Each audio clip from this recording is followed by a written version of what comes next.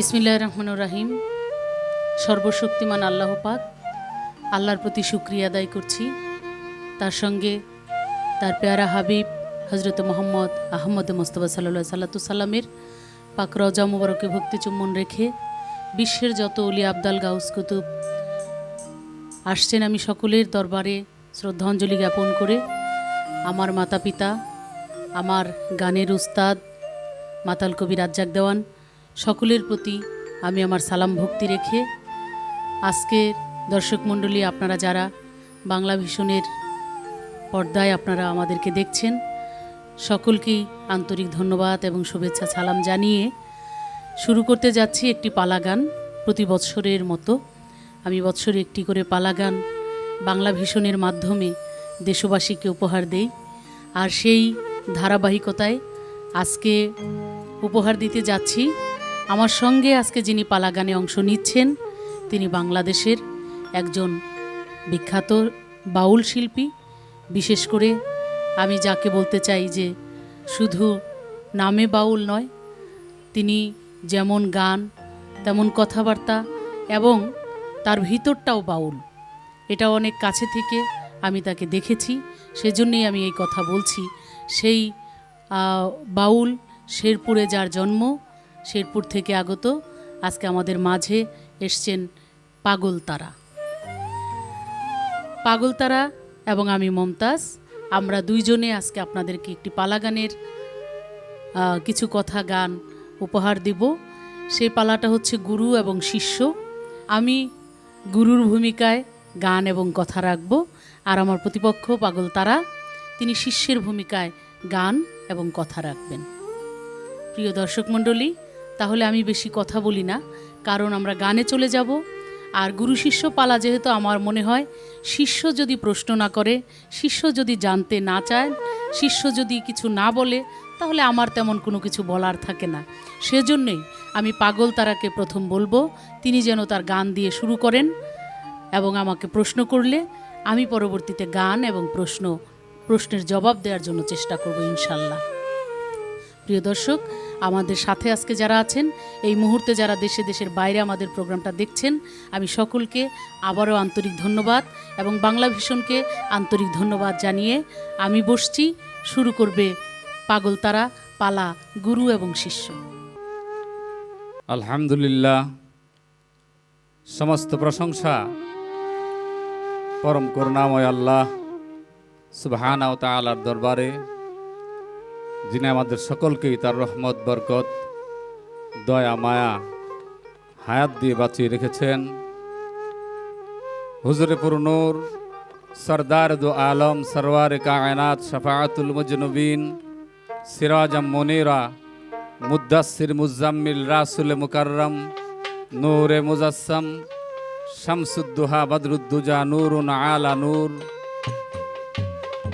নূরুম মিন নূরিল্লাহ হযরত ইয়াসিন সাল্লাল্লাহু আলাইহি ওয়াসাল্লাম, ওনার পবিত্র দরবারে লাখো কোটি ভক্তি, শ্রদ্ধা, সালাম, দরুদ রেখে তারা আহলে বায়াত, শানে পাক পাঞ্জাতন, তাদের প্রতি ভক্তি শ্রদ্ধা রেখে হযরত আদম আলাইহিস সালাম হতে শুরু করে এ পর্যন্ত যত নবী রাসূল, ওলি আফজাল, পীর কুতুব গাউস এসেছিলেন, যারা যেখানে যে অবস্থায় আছেন, প্রত্যেকের কাছে ভক্তি শ্রদ্ধা নিবেদন করে, আমার মাতা পিতার পবিত্র কদমে প্রেম ভক্তি নিবেদন করে, আমার গানের উস্তাদ বাজান পাগল নওশের চান, ওনার পবিত্র কদমে ভক্তি শ্রদ্ধা নিবেদন করে, আমার চার তরিকার মাশায়েখ শাহ সুফি হযরত জওয়াহের আল কাদরি বাবাজির কদমে প্রেম ভক্তি নিবেদন করে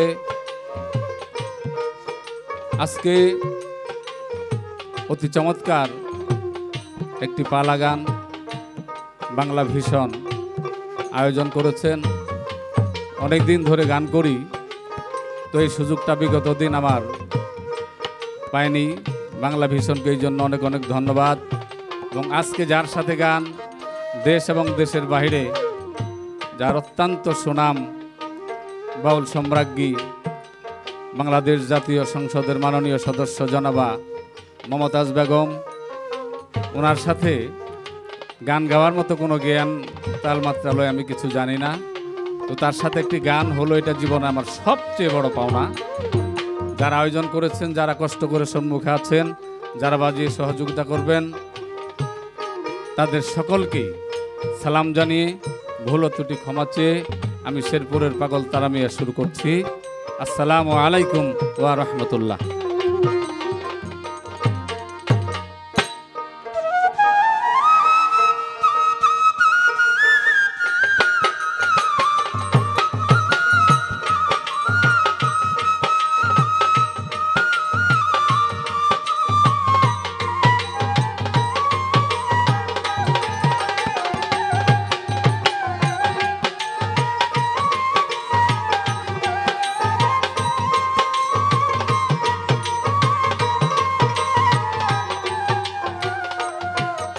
পালা গুরু এবং শিষ্য, তো শিষ্যের কাছ থেকেই পালাটা শুরু হয়।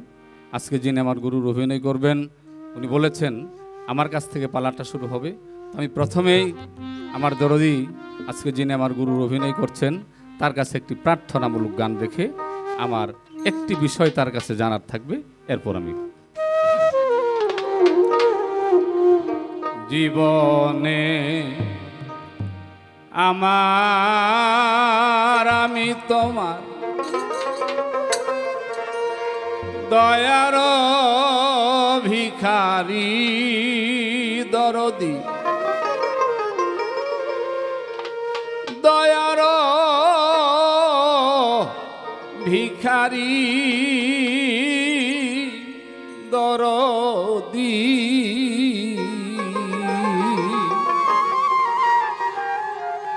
দরদি গো তুমি আমার পারে কান্দারি, ও আমার দরদি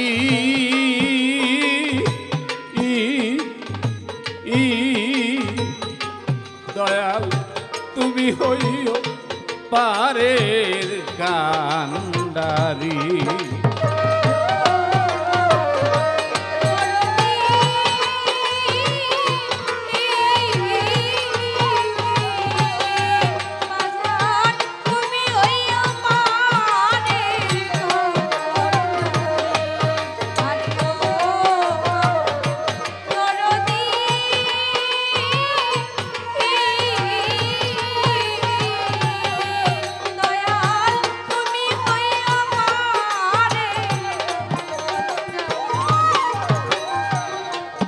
দরদি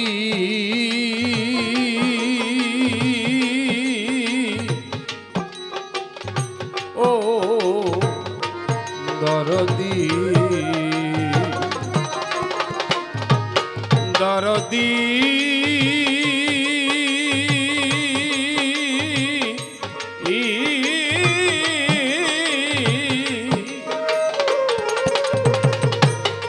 দয়াল চাতক যেমন জল পিপাসী চাহিয়া থাকে আকাশে, ফুটে এসে না পড়িলে বাড়ি, চাতকের ঠোঁটে এসে না পড়িলে বাড়ি, চাতক জাতির এমনি ধারা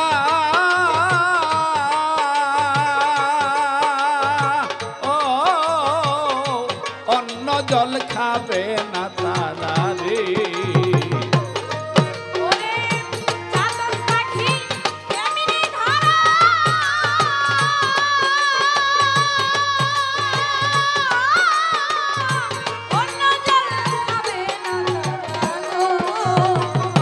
চাতক পাখির এমনি ধারা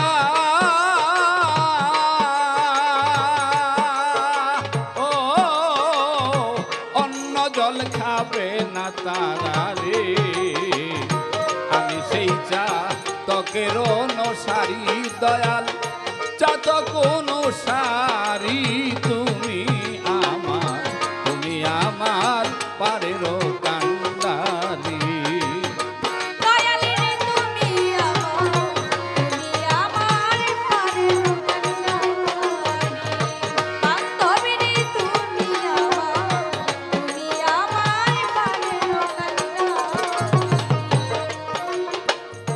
ধৈর্য ধরে বসে আছেন যত জ্ঞানীদের নন্দন, বাংলা ভীষণকে জানাই আমিও অভিনন্দন।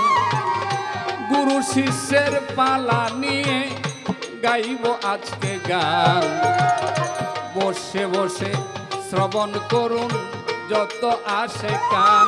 এবার দয়ালের কাছে রয় জিজ্ঞাসা,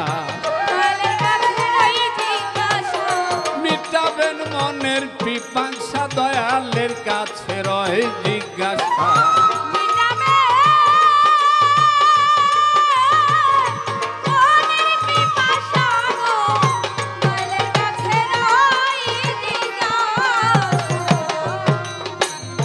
দরদি কালেমা, নামাজ, রোজা, হজ, যাকাত, পিতা মাতার সেবা, শুরুদের স্নেহ, বড়দের শ্রদ্ধা, আলেমের সম্মান, শরীয়তের যত আইন কানুন আছে আমি সব যতটা সম্ভব আমি মেনে চলব। এরপরেও আল্লাহর পক্ষ হতে মহাপাঠ্য গ্রন্থ আল কোরআন, বিশ্বনবী সরদার দো আলম ওনার পবিত্র বাণী আমার পক্ষে যতটুকু সম্ভব হয় আমি মেনে চলার চেষ্টা করি। এরপরেও এই বাস্তব জগতে একজন মানুষ হয়ে আরেকজন মানুষের চরণ ভজন করতে হবে, বাইয়াত নিতেই হবে। এই যে গুরু আর শিষ্য, শিষ্য তিনি যিনি একজনের কাছে দেহ, মন, জীবন, যৌবন সব কিছু অর্পণ করে তার আমিত্বটাকে বিসর্জন করে দেয়। আজকের যিনি আমার দয়াল, আমার বান্ধব দরদির কাছে আমার একটি আরজি, আমার নালিশ, এই বাইয়াতের যে বিষয়টা, মুরিদের যে বিষয়টা, শিষ্যত্ব গ্রহণের যে বিষয়টা, এটা করলে যেহেতু সমস্ত এলেম এই জগতে আছে, আমি ইচ্ছে করলে লাভ করতে পারি। কোন অভাবের কারণে একজন মানুষ হয়ে একজন পীর তার হাতে, একজন অলির হাতে নিজেকে সোপর্দ করতে হয়, এটা না করলে ক্ষতির কারণটা কি, আর করলে কোন দিক দিয়ে আমি লাভবান হব, এই একটি বিষয়ে হাদিস কোরআন সম্মত অনেক পালা এদেশে গুরু শিষ্যর হয়েছে। আমি মনে করি স্রষ্টার পক্ষ হতে যাকে আল্লাহ সম্মান দেন অবশ্যই তিনি সম্মানী। তা আপনি আমাদের এদেশে বাউলদের মধ্যে এবং দেশের বাহিরেও একজন সম্মানিত শিল্পী। সবচেয়ে বড় বিষয় হচ্ছে যে আজকে আমার মনে বিশাল আনন্দ, আমাদের একজন বাউল শিল্পী এদেশের জাতীয় সংসদ সদস্য, যার জন্য প্রশ্নটা আমি করলাম এদেশের মানুষ শুনবে হাদিস কোরআনের আলোকে, এটার সূক্ষ্ম মীমাংসা আমি আমার দরদির কাছে চাই প্রথম আপাতত। ধন্যবাদ। মাঝি রে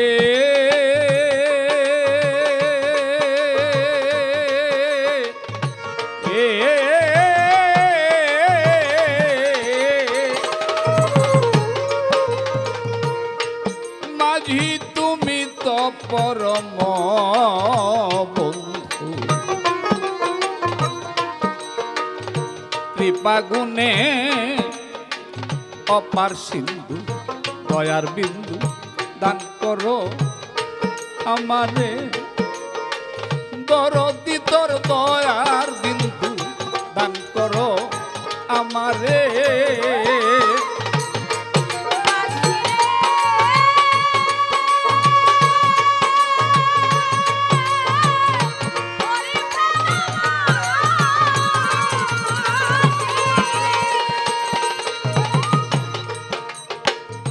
তুমি তো পরম বন্ধু, কৃপা গুণে অপার সিন্ধু, তোমার দয়ার বিন্দু দান করো আমারে, দরদ্রে তোর দয়ার বিন্দু দান করো আমারে। খাঁচার পাখি দিলে উড়া,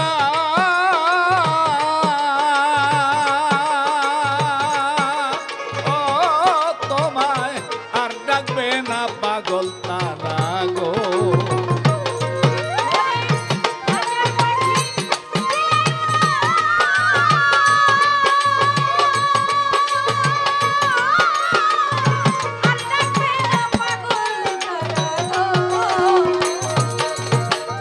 খাঁচার পাখি দিলে উড়া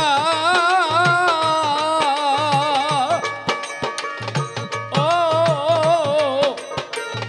দরদি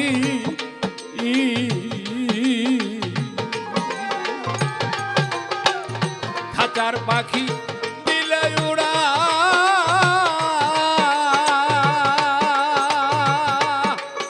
ও তোমায় আর ডাকবে না পাগল তারা রে। বানাও তোমার চরণ ভিখারি দয়াল চরণ ভিখারি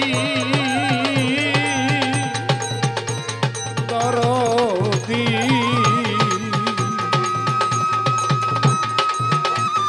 বান্ধব রে তুমি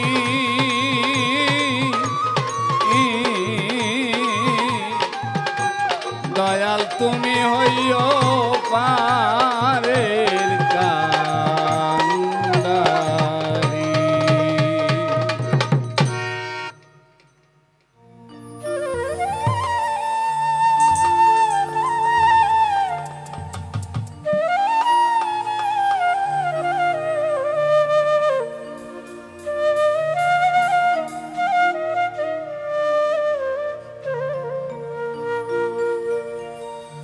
ওরে হাত দিয়া নায়েবের হাতে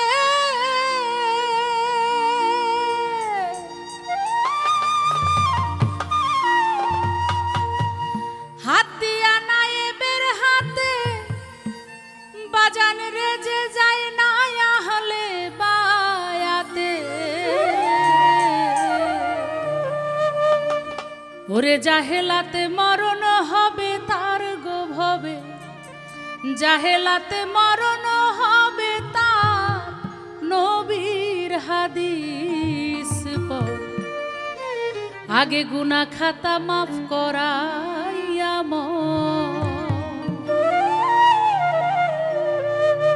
সুপ্রিয় দর্শক, আমার প্রতিপক্ষ পাগল তারা শিষ্যের ভূমিকা নিয়ে আমাকে প্রথমেই প্রশ্ন করেছেন এবং সেই প্রশ্নগুলি অনেক সুন্দর, অনেক গোছানো এবং হাদিস কোরআন ভিত্তিক। আমি জানি না এই প্রশ্নের সুন্দর সঠিক জবাব আমি দিতে পারবো কি না, চেষ্টা করব। মহাজনী একটি গান ধরলাম প্রথমে। এই গানটি অনেক অনেক আগে আমার রেকর্ড করা একটি মুর্শিদের তালিম অ্যালবামের মধ্যে এই গানটি ছিল।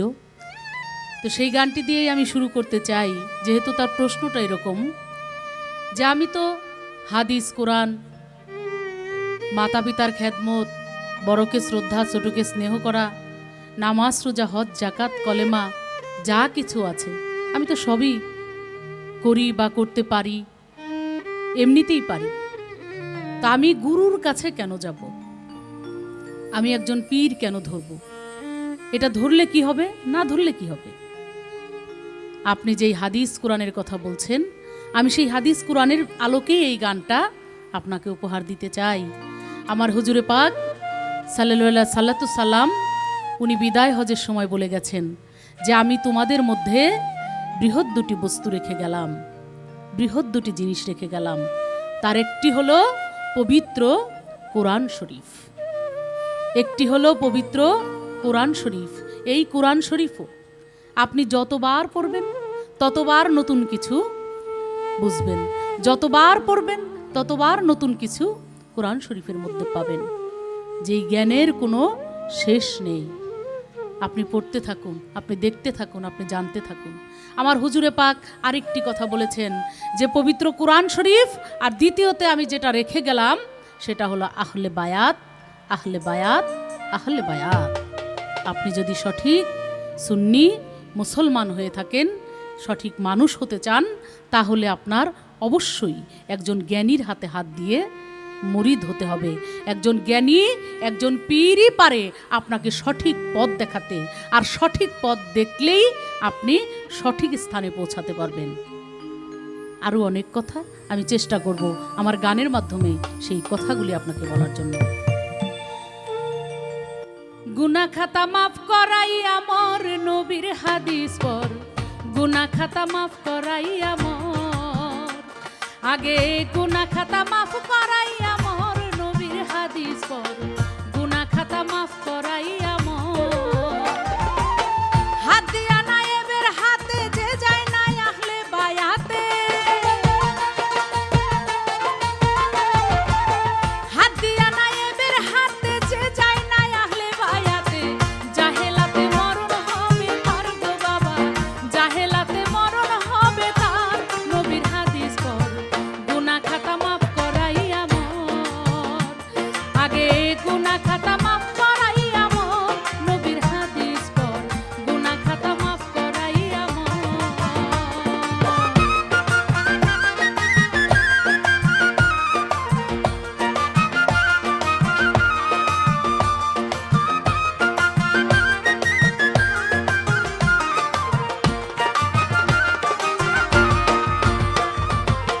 পীরের হাতে হাত দে মনা, পিছের গুনায় আর থাকবে না, সামনে তাহার হুকুম তামিল কর। পীরের হাতে হাত দে মনা, পিছের গুনায় আর থাকবে না, হায়রে সামনে তাহার হুকুম তামিল কর। পীরে যদি করে দেয় মাপ, থাকবে না তোর এই দেহের পাপ। পীরে যদি করে দেয় মাপ, থাকবে না তোর এই দেহের পাপ।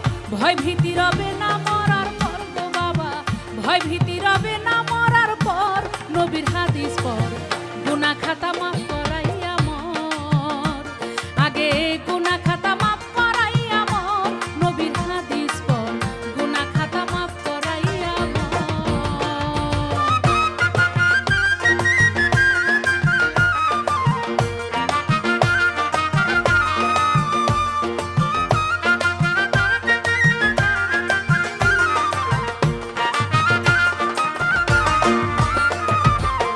ভবের পরে থাকতে তাজা, মাপ করাইও গুনার বোঝা, কবর থেকে উঠিও হাসো।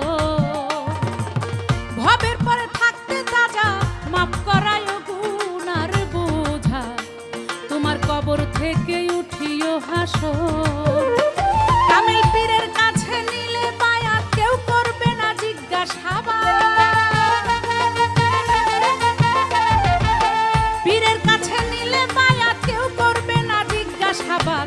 সালাম দিবে ফেরেশতায় আল্লাহর গো তোমায়, সালাম দিবে ফেরেশতায় আল্লাহর, নবীর হাদিস পর গুনাহ খাতা মাফ করাই আমার, আগে গুনাহ খাতা মাফ করাই আমার, নবীর হাদিস পর গুনাহ খাতা মাফ করাই আমার।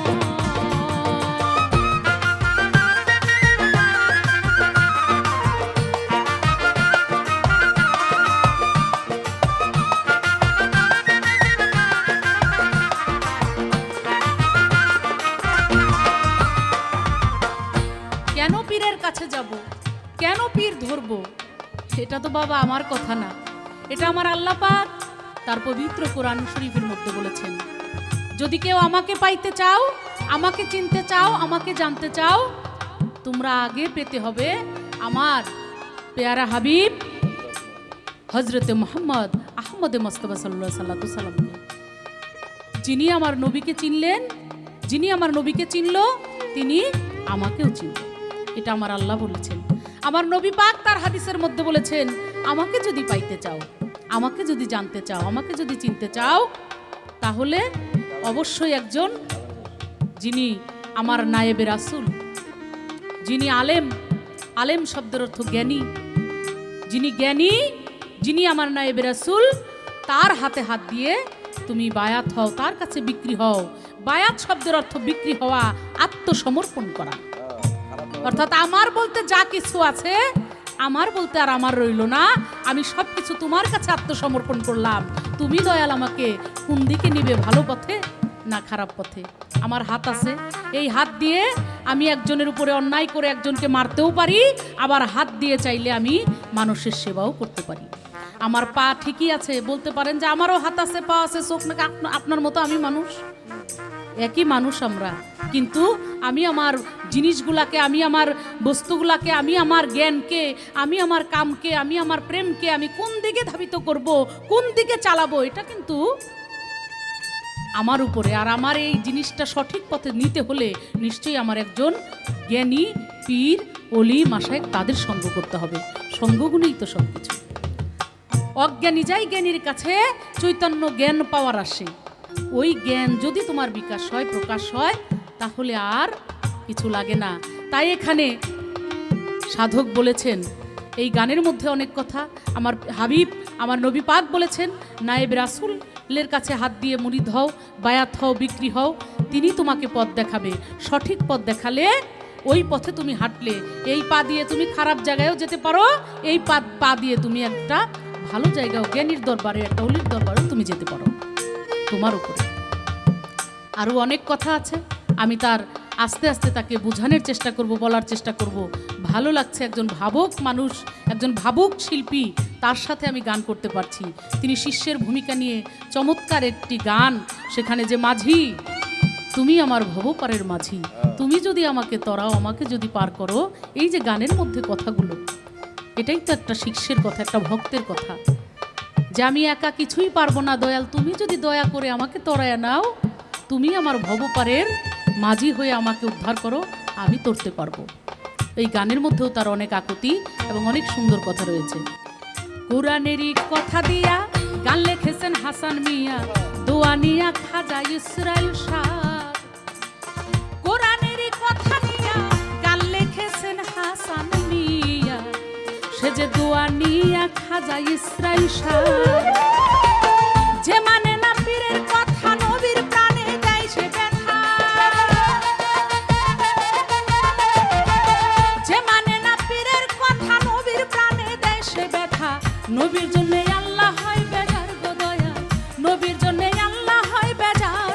নবীর হাদিস পর গুনাহ খাতা মাফ করাইয়া মর, আগে গুনাহ খাতা মাফ করাইয়া মর। নবীর হাদিস পর গুনাহ খাতা মাফ করাইয়া মর।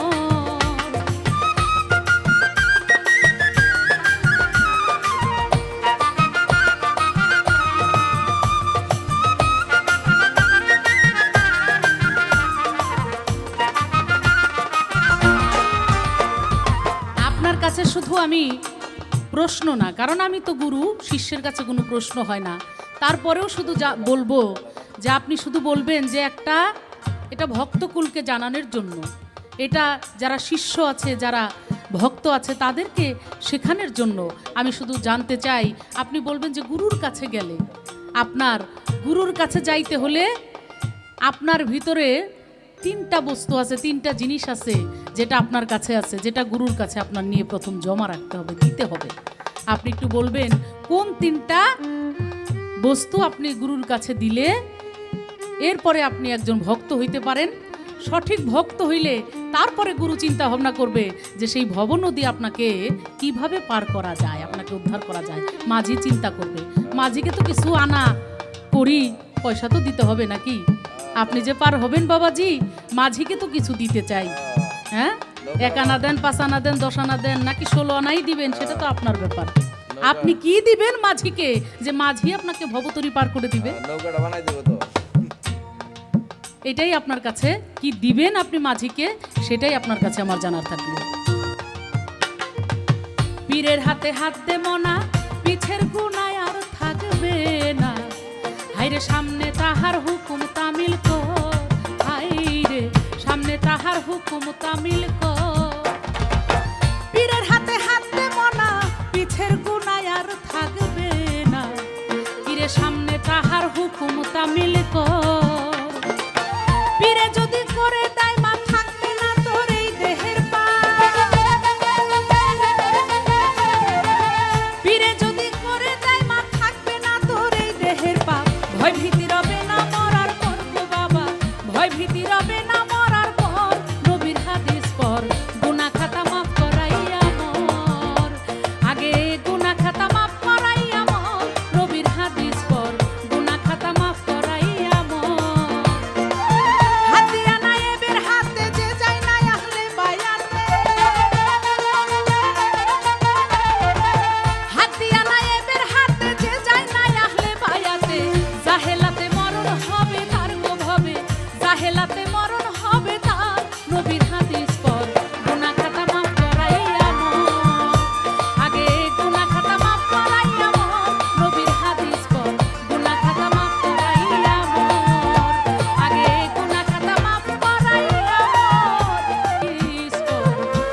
আগে গুনা খাতা মাফ করাইয়া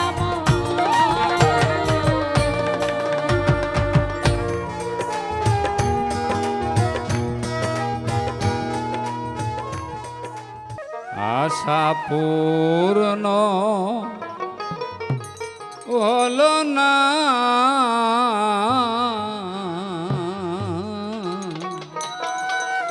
আমার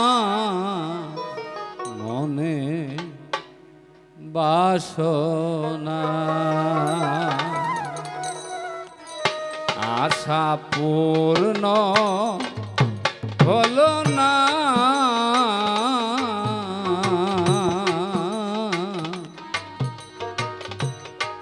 মনের বাসনা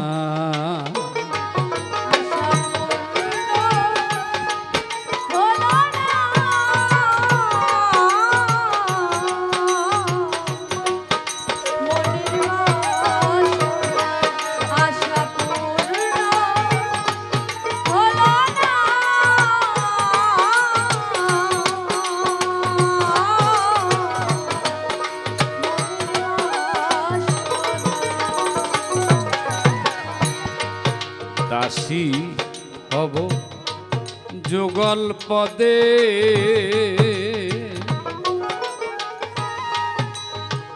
সাধে মিটাবো ওই পদে সেধে, দাসী হব যুগল পদে,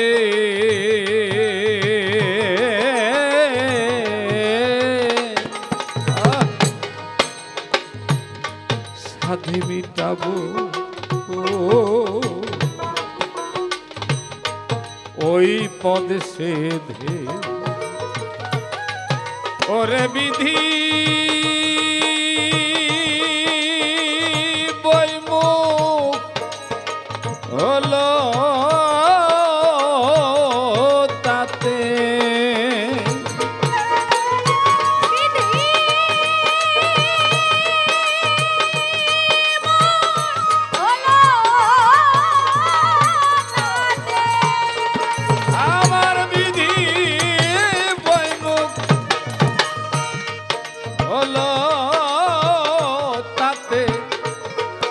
দিল সংসার যাতনা, দিল সংসার যাতনা,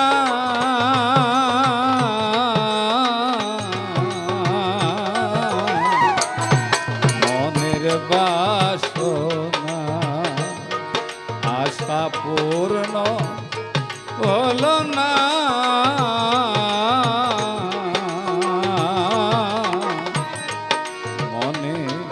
বাসনা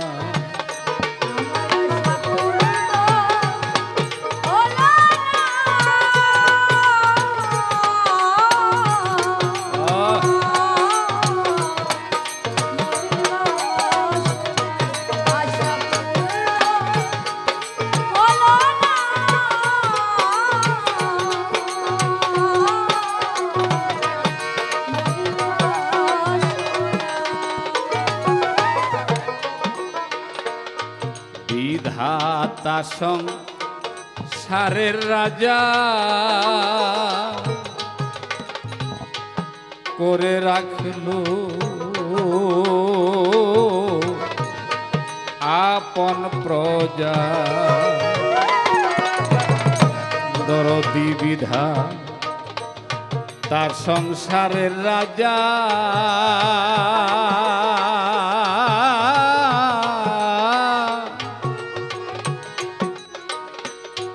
করে রাখলো আপন প্রজা, ওরে করনা দিলে যাই গো সাজা,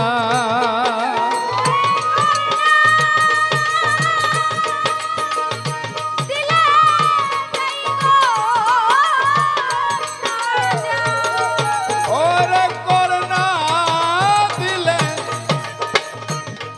যাই গো সাজা কারো দোহাই মানে না, কারো দোহাই মানে না।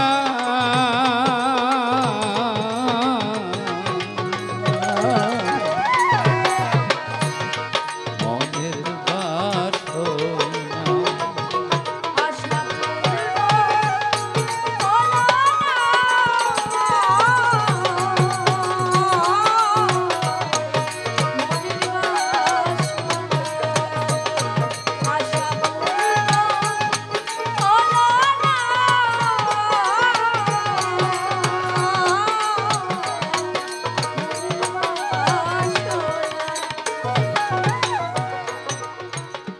আমার যাহা কথা ছিল আমার দরদীর কাছে,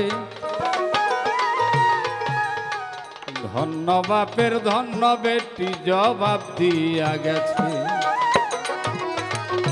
আমার প্রশ্নের জবাব দিয়া আমায় আমাকে জিগায়, ভুলি নাই কথা বলছি রাজ সভায়। আমার আজকে আমার গুরু, আমি ওনার ছেলে, উনি আমার মা, আমার গুরু। একটি প্রশ্ন করেছিলাম, অত্যন্ত চমৎকার করে জবাব দিয়েছেন। আমার মনের আশা, আমি যা চেয়েছিলাম তার চেয়ে অনেক অনেক গুণে আমার দরদি বেশি দিয়েছেন। যে এগুলো করলেই শুধু হবে না, আল্লাহ কোরআনে বলেছেন, আসবাগা আলাইকুম নিআমাহু যাহিরাতান ওয়াল বাতিন। সমস্ত পৃথিবীতে যত শিক্ষাঙ্গন আছে, এই পুঁথিগত বিদ্যা দিয়ে আল্লাহর সন্তুষ্টি অর্জন করা সম্ভব, কিন্তু তাকে লাভ করা, আমার মায়ে বলেছে, তাকে লাভ করতে পারবে না, তাকে দেখতে পারবে না, তুমি তোমার সম্বন্ধেও তোমার কোনো ধারণা হবে না। আল্লাহ কোরআনে আরো বলেছেন, উলাইকা কাল আনআমি বাল হুম আদাল। যেই ব্যক্তি নিজেকে নিজে চিনল না, চতুষ্পদ জানোয়ারের চেয়ে অধম। যে আমাকে এই কারণেই ভজন করতে হবে, যদি তাকে চিনতে চাও, তুমি যদি তোমাকে চিনতে চাও, আল্লাহ কোরআনে বলেছেন, দুই ধরন এলেম দিয়ে আমি তোমাদেরকে পরিপূর্ণ করে দিয়েছি, একটা হলো জাহের আর একটা হলো বাতিন। আমার জননীকে অনেক অনেক ধন্যবাদ। অনেক গান জীবনে করেছি, এই গুরু শিষ্যের গান হইলেই 30-40টা করে প্রশ্ন নিয়ে এক গান কইরা, তাদের কিছু বলি না, তাদের নিয়ে মন্তব্য করি না, বৈশা থাকে এখন গুরু 2-3 ঘন্টা খাটতেছে। এটা আমার বিবেক কখনো এ রায়টা দেয় না। আমি কোনো প্রশ্নবোধক গান আমার বান্ধবের কাছে রাখবো না, এটা বেয়াদবি ছাড়া আর কিছু না। তো মুখে 2-1টি কথা রাখতেছি, আজিজি মিনতি করতেছি। আমার দরদির যদি কৃপা হয়, দিলেও খুশি, আমি না দিলেও খুশি। দয়ালের নাম, দয়ালের কাছ থেকে যদি কিছু কৃপা দয়া পাই, আমার আর এত তত্ত্ব তালিম তাসাউফের কোনো দরকার আছে বলে আমি মনে করি না। আমার কাছে গুরু যিনি জিজ্ঞাসা করলো, ভাই যে একেবারে তো খালি খালি কিছু হয় না, আমি যে তোমাকে পার করে দেব, ভব পার করে দেব, তোমারও কিছু থাকতে হবে, কিছু পুঁজি নিয়ে আমার কাছে আসতে হবে। সেই পুঁজিগুলো তোমার আছে না নাই? এই পুঁজিগুলো কি কি? দরদি, আমি আগেই বলেছি যে আমি এত তত্ত্ব তালিম তাসাউফ কিছু বুঝি না। আমি এটুকু বুঝি, আপনার প্রতি আমার যে আত্মার আত্মহতি, আমার ভক্তি, আমার বিশ্বাস, আমার প্রেম, আমি আমার বান্ধবকে ছাড়া আর কিছুই বুঝি না। ওই নাম ছাড়া আমার কাছে আর কোনো নাম নাই। এই ইমানটুকু, ভক্তি, বিশ্বাস, প্রেম, এটি যদি কোনো মানুষের, কোনো শিষ্যের না থাকে, আমার মনে হয় ও ভজন দেশে যেতে পারবে না, তার মুক্তি হবে না। দরদি, আমার পুঁজি কিছুই নেই, এটা আপনার দেওয়া জ্ঞান থেকেই আমি জবাব করলাম। বিশ্বাস, শুনেছি অমুক আল্লাহর ওলি, নাম শুনলাম, নামের প্রতি পাগল হলাম, খুঁজতে খুঁজতে একদিন দরদির দরবারে গেলাম, তাকে দেখে আরো ভালো লাগলো, আমার ভিতর প্রেম জাগ্রত হয়ে গেল। আমি আমার সব কিছু আমার বান্ধবের পায়ে অর্পণ করলাম। দরদিরে, সারাটি জীবন অন্যায় করে অত্যাচার করে করে আমি ধ্বংস হয়ে গেছি, দরদি আমাকে বাঁচাও। তো আমার পুঁজি না, এটি আমার পুঁজি কিনা আমি জানি না, তো ভক্তি, বিশ্বাস, প্রেম এইগুলো নিয়ে আমি আমার বান্ধবের কাছে গিয়েছি। আমার বান্ধব আমাকে কবুল করেছে। আর বান্ধবের কাছে এটুকু চাই, দয়াল যেন আমার জন্য এই আশীর্বাদটুকু করেন, যতদিন এই দেহে প্রাণ আছে ততদিন যেন আমার মুর্শিদের প্রতি, আমার বান্ধবের প্রতি এক বিন্দু বিশ্বাস, ভক্তি, প্রেম আমার না কমে। দরদি এই থাকলেই আমার চলে, আর কিছু লাগে না। জবাব দেওয়ার মতো কোনো জ্ঞান আমার নেই, তো না করলে গুরুর কলঙ্ক হবে। আমি যদি বলি পারলাম না, আমার গুরুর কলঙ্ক হবে। যেমন বাবা তেমন তার সন্তান। তো জবাব দিতে চেষ্টা করেছি গুরুর জ্ঞান থেকেই। এবার দরদির কাছে আমার আরেকটু জানার থাকবে। কি জানার থাকবে? উনি গানটির মধ্যে, উনি যে দরদি যে গানটি করলেন, পীরের হাতে হাত দে মনা, পিছের গুণা আর রবে না, সামনে তাহার হুকুম তামিল কর। পীরে যদি করে দেয় মাপ, থাকবে না তোর এই দেহের পাপ, ভয় ভিত্তি রবে না মরার পর। দরদি, আমি অনেকের কাছেই অপরাধী। একজনের টাকা মেরে খেয়েছি, গায়ের জোরে একজনকে অযথায় আঘাত করেছি, দুর্বল মানুষকে।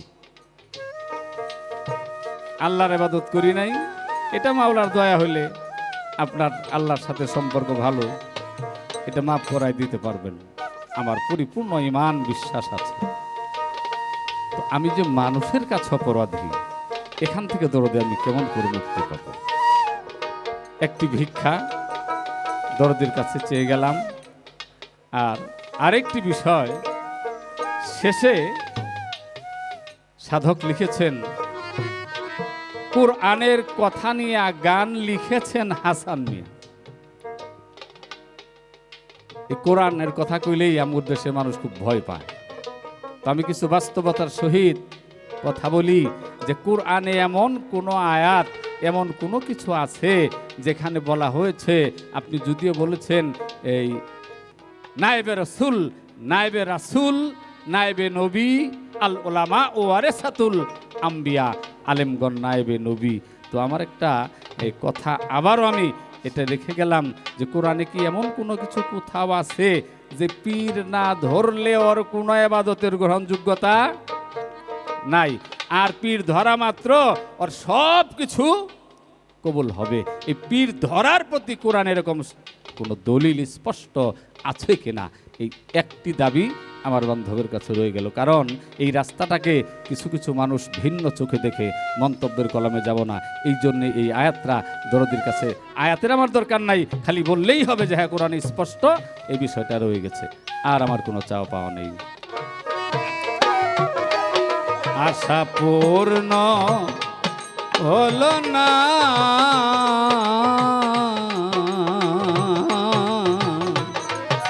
মনে বাসনা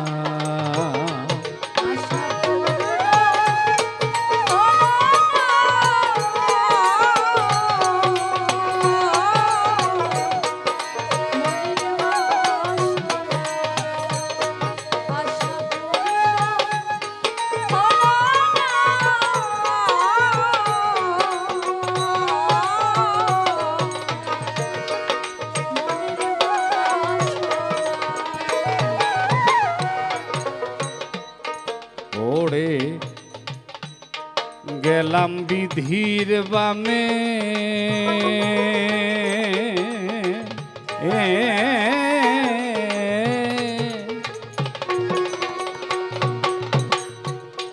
হলো হলো মূল সাধনে, পড়ে গেলাম বিধির বামে,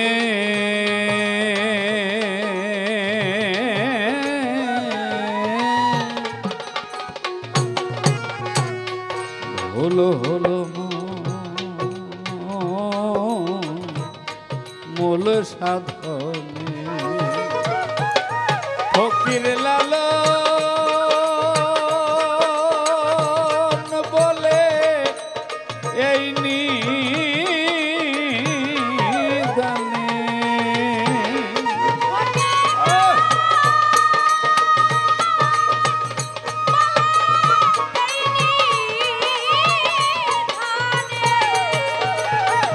ফকির লালন বলে এই নিদানে দরদি ছেড়ে যেও না আমাকে ফেলে যেও না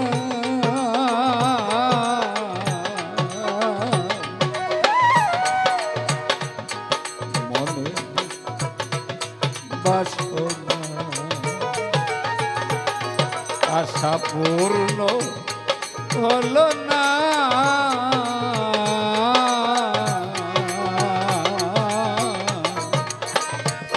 মনের বাসনা আশা পূর্ণ হলো না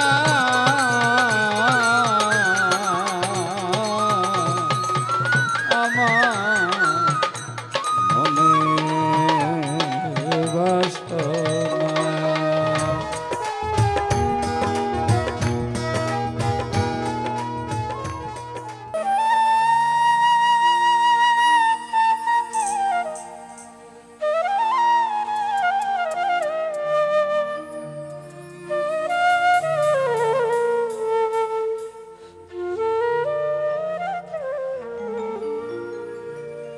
ইশকিতে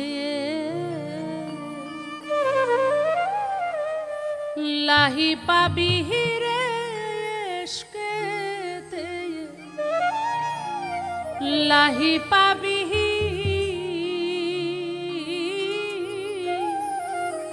গুরুর প্রেম রসে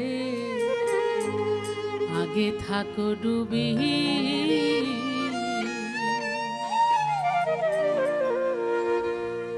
ইশকেতে লাহি পাবি রে ইশকেতে লাহি পাবি প্রেম রসে থাকলে ডুবি হাইরে ইশকেতে লাহি পাবি রে ইশকেতে লাহি পাবি প্রেম রসে থাকলে ডুবি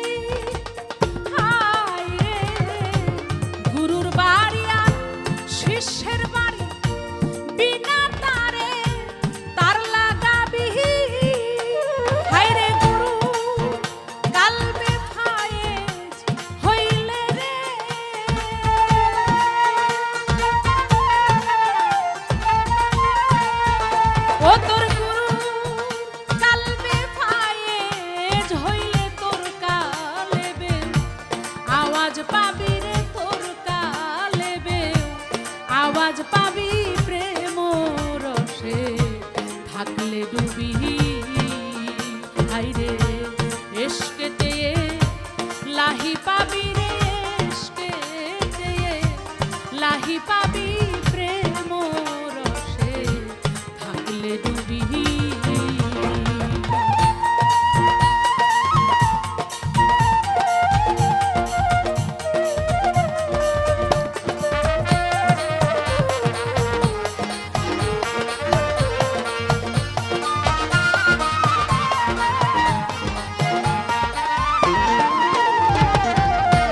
মাওলা জি দিয়েছেন বাক্স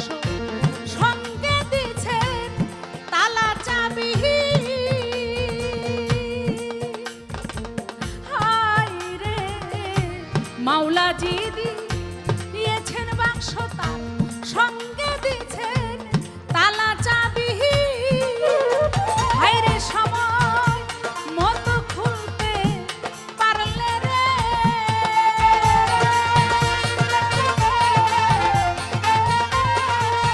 ওই তালা সময় মতো খুলতে পারলে দেখতে পাবি রূপের ছবি রে, দেখতে পাবি রূপের ছবি। প্রেম রসে থাকলে ডুবি, এসকেতে লাহি পাবি রে, এসকেতে লাহি পাবি। প্রেম রসে থাকলে ডুবি।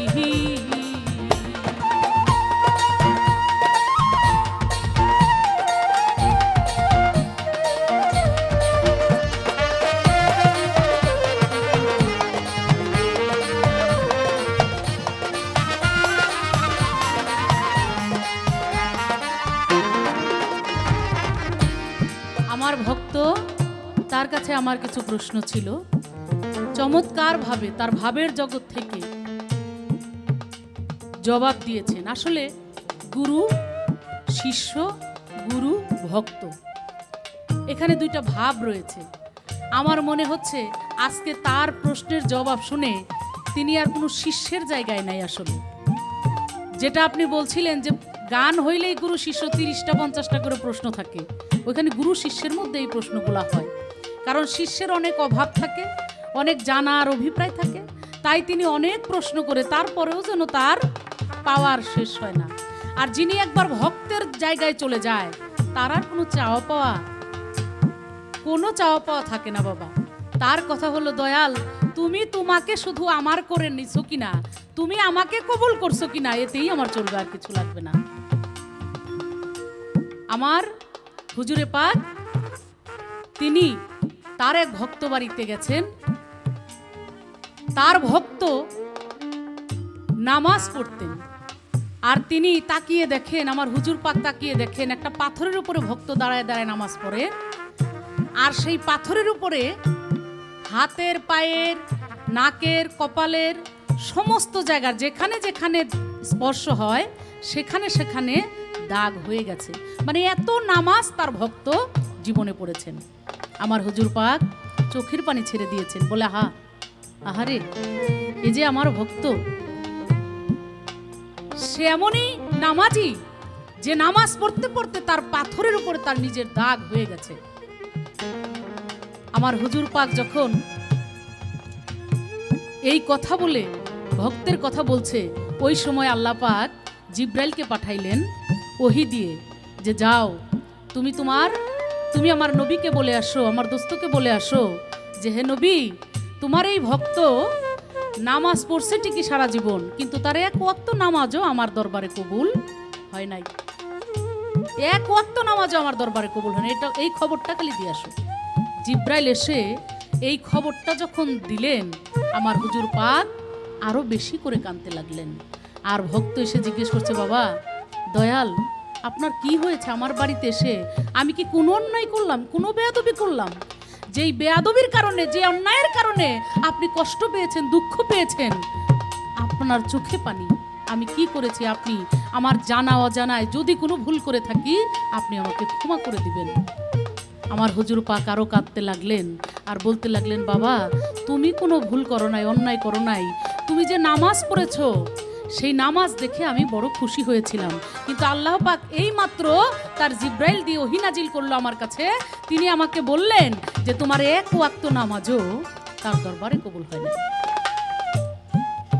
ওই ভক্ত চোখের পানি ছেড়ে দিয়ে আমার হুজুরের পায়ে পড়ে বলছেন, হুজুর এই নামাজ আমার আল্লাহর দরবারে কবুল হয়েছে কি হয় নাই, আমি তো সেই জন্য নামাজ পড়ি নাই। আপনার চোখে পানি আমি তো সইতে পারছি না, আমি সেই জন্য নামাজ পড়ি নাই। আমার সারা জীবনে নামাজ পড়েছি, আপনি বলেছিলেন নামাজ পড়তে হবে, আমি সেই জন্য নামাজ পড়েছি। এই নামাজ আল্লাহর কাছে কবুল হইল কি হইল না এটা আমার জানার বিষয় না, আমার জানার বিষয় ওখানেই আপনি আমাকে কবুল করে নিছেন কিনা, আপনি আমার উপরে রাজি খুশি কিনা, আমার এটাই জানা দরকার, আর কিছুই জানা দরকার নেই। আমার হুজুর পাক বলেন, আরে ভক্ত, আমি যদি তোর উপরে রাজি না হইতাম, খুশি না হইতাম, তাহলে তোর জন্য আমার চোখের পানি কেন ঝরবে? এই কথা বলার সাথে সাথে আল্লাহ পাক আবার জিব্রাইলকে পাঠাইলেন, যাও জিব্রাইল, এই মুহূর্তে গিয়ে তুমি আমার নবীকে এই খবরটা দিয়ে আসো যে সারা জীবনের, তার ভক্তের সারা জীবনের নামাজ এই মুহূর্তে আমার দরবারে কবুল হল। কারণ আমার নবী, আমার দোস্ত, আমার পেয়ারা হাবিব যেখানে তার ভক্তকে কবুল করে নিছে, আমি আর সেখানে দূরে থাকতে পারি না। আমি তার সারা জীবনের নামাজ এই মুহূর্তে কবুল করে নিলাম। বলেন সুবহানাল্লাহ। এইখানেই হলো কথা। গুরু যদি কবুল করে নেয়, তাহলে আমার আল্লাহ বলেন আমি নিজেও, আমার নবী খুশি, আমার নবীর যে নায়েবে রাসূল সে খুশি, মানে আমি খুশি। আমাকে একটি প্রশ্ন করেছেন এখানে এসে, যদি তাই হয়, আমার গানের মধ্যে ছিল পীরের হাতে হাত দেব না, পিছের গোনা আর রবে না, সামনে তাহার হুকুম তামিল কর। আমাকে প্রশ্ন করছে, যদি আমার পিছের গুনাহ নাই থাকে, ধরেন আমি কারোর সাথে অন্যায় করছি, আমি কারো মাথায় বাড়ি দিছি, কাউকে খারাপ কথা বলছি, মনে কষ্ট দিছি, সেখানে তো আমার পাপ হয়ে গেছে, তাহলে আমার গুরুর কাছে গেলেই কি আমার সেই পাপ ক্ষমা হয়ে যাবে? না, তা হবে না। এইখানে গানের কথাটা আপনার একটু বুঝতে হবে। আপনি যতক্ষণ গুরুর কাছে যান নাই, ততক্ষণ পর্যন্ত আপনার ভিতরে কিন্তু সেই অহমিকা ছিল, আপনার ভিতরে কিন্তু অচেতন অবস্থায় আপনার ওই জ্ঞানটা ছিল। আপনি যে কারো কাছে অন্যায় করছেন, এই জিনিসটাই তো আপনার, এই বোধটাই তো আপনার ভিতরে উদয় হয় নাই। আপনার যে কারো কাছে মাপ চাইতে হবে, এই বিষয়টাই তো আপনার ভিতরে উদয় হয় নাই। আপনি যখন গুরুর কাছে গেছেন, ওই যে কথার মধ্যে দেখেন মার পেজটা কি, পীরের হাতে হাত দেব না, পিছের গুনাহ আর রবে না, সামনে তার হুকুম তামিল কর। অর্থাৎ তার হুকুম কি আপনার উপর, আপনি যখন আসছেন তখন আপনার উপর হুকুম আসছে, বাবা তুমি কি কারোর সাথে কোনোদিন অন্যায় বেয়াদবি করেছো? যদি করে থাকো তুমি তার কাছে ক্ষমা চাও। তুমি কি তোমার মাতা পিতার কাছে কোনোদিন কোনো অন্যায় করেছো? যদি করে থাকো তার কাছে তুমি ক্ষমা চাও। কারণ আল্লাহ নিজেই বলেছে যে মানুষ হয়ে মানুষের হক যদি কেউ আদায় না করে, এখানে হকেরও ব্যাপার আছে, এক মানুষ হয়ে আর এক মানুষের হক যদি আদায় না করে, এক মানুষ হয়ে আর এক মানুষের সাথে যদি অন্যায় না করে, ওই মানুষটা ক্ষমা না করা পর্যন্ত আমি আল্লাহও ক্ষমা করতে পারি না। বিষয়টা হচ্ছে এখানেই, এই বোধটা আপনার উদয় করে দিবে কে? সে হইল গুরু। গুরুর কাছে যখন আপনি আসলেন, ওই পিছনের গুনার জন্যে আপনার ক্ষমা চাইতে হবে, এই যে তার হুকুম, এই হুকুমটা আপনি যখন তামিল করবেন, পালন করবেন, তখন আপনার বোধ উদয় হবে, আপনি তার কাছে ক্ষমা চাবেন, আপনার পিছনের গুনাহ সব মাফ হয়ে যাবে। এবং অন্যান্য যে কাজগুলো আপনি কোনোদিন করেন নাই, ইবাদত বন্দেগী করেন নাই, সেটা আমার গুরু চাইলে আপনাকে দিয়ে, আমার দয়াল চাইলে আপনাকে দিয়ে করাইতেও পারে। তাই আমার গানের মধ্যে এই কথাগুলো ছিল। উনি আরেকটা প্রশ্ন করেছেন আমাকে পবিত্র কুরআন শরীফ নিয়ে। আমি হাদিস দিয়ে অনেক কথা বলেছি, কুরআনের কথাও আমার ওই গানের মধ্যে ছিল। কুরআনেরই কথা দিয়া গান লিখেছেন হাসান মিয়া, দোয়ানিয়া খাজা ইসরাইল স্যার। এখানে উনি প্রশ্ন করেছেন, কুরআনের কোন জায়গার মধ্যে আছে যে গুরু ধরতেই হবে? কেন?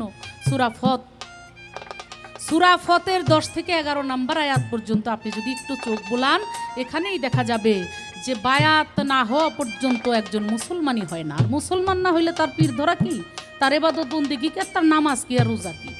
একজনের মুসলমান হইতে হইলে তার আগে বায়াত হইতে হবে। এই বায়াতের কথা সূরা ফতের 10 নম্বর আয়াতের মধ্যে রয়েছে।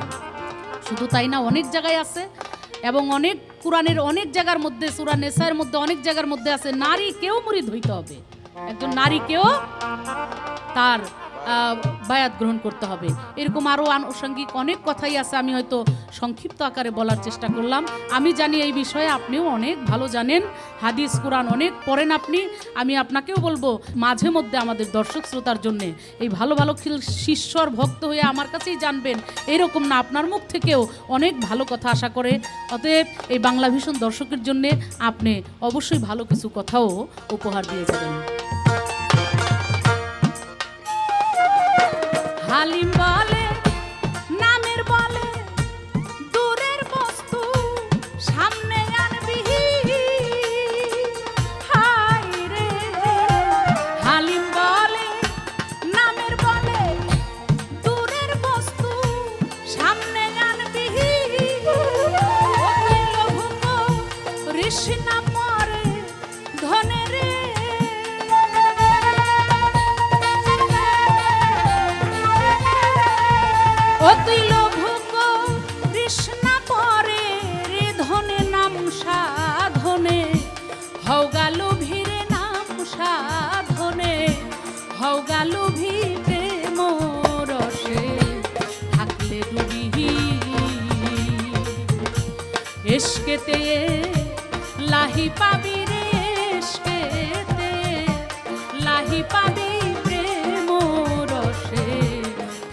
ডুবিহীন।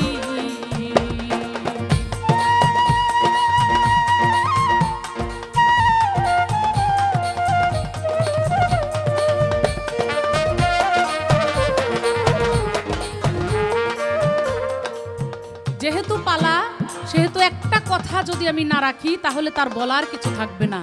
তাই আমি একটা ছোট্ট করে প্রশ্ন করতে চাই, যেহেতু আপনি গুরু শিষ্যের হাদিস কুরআন দিয়ে আমার কাছে অনেক কথা জানতে চেয়েছেন, আমি বলার চেষ্টা করলাম।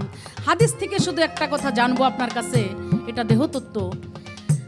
আমার হুজুরে পাক বলেছেন, আনা মদিনাতুল এলমে ওয়ালি বাবুহা, আমি যদি এলেমের সুরক্ষিত নগর হয়ে থাকি, আলী হলো তার প্রবেশদ্বার। আলীর দরজা ছাড়া কেউ আমার এলেমের এই নগরে ঢুকতে পারবে না। আমার জানা দরকার, এখন তো আমার সশরীরে আমার নবী পাকও নাই, সশরীরে আলীও নাই। এখন আপনি বলবেন যে আপনার এই দেহের মধ্যে বা আপনার কাছে কোথায় আছে সেই আলীর দরজা? কোনটা সেই আলীর দরজাকে আপনি মনে করেন যেই দরজা দিয়ে আপনি গেলে আমার নবীর এলেমের শহরে ঢুকতে পারবেন? আপনি কোনটাকে মনে করেন সেই দরজা সম্পর্কে? আপনি তো বলেছেন যে আমি নামাজ, রোজা, হজ, যাকাত, কলেমা, বাহ্যিক যত ইবাদত আছে আমি সবই তো আমি জানি, গুরুর কাছে কেন যাব? আপনি যদি সবই জানেন, সবই পারেন, তাহলে আপনি বলবেন যে আপনার কাছে কোন সেই দরজা কোথায় আছে যেই দরজা দিয়ে আপনি ঢুকলে নবী পাক বলেছেন, আয়না মদিনাতুল এলমে ওয়ালি বাবুহা, আমি এলেমের সুরক্ষিত নগর হয়ে থাকলে আলী হলো তার প্রবেশদ্বার। সেই দ্বারটা আপনার কাছে কোথায় আছে আমার একটু জানা দরকার। গুরুর বাড়ি, শিষ্যের বাড়ি, বিনা তারে তার লাগাবি। হায় রে, গুরুর বাড়ি, শিষ্যের বাড়ি, বিনা তারে তার লাগাবি। হায় রে গুরু কালবে ভায়ে হইলে রে।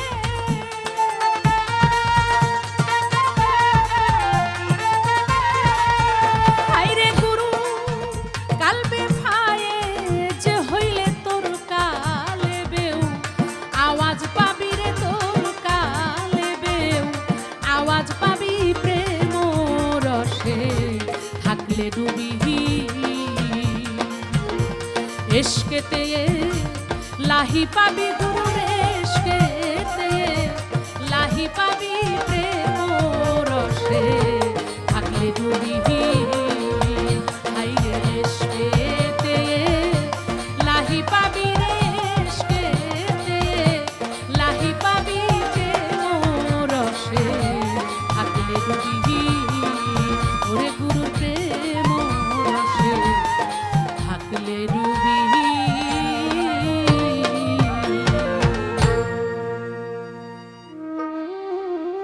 দেখলে দয়ালের নূরের ছবি,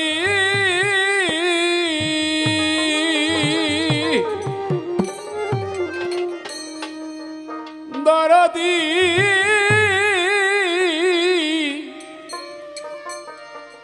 আমার দূর হয়ে যায় ভব ক্ষুদা।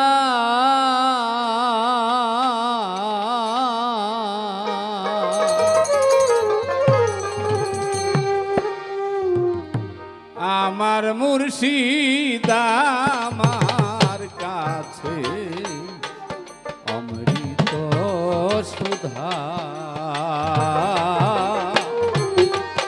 আমার মুর্শিদ আমার কাছে অমৃত সুধা। আমার মুর্শিদ আমার কাছে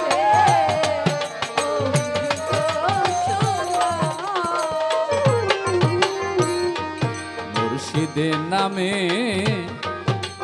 এত মধু,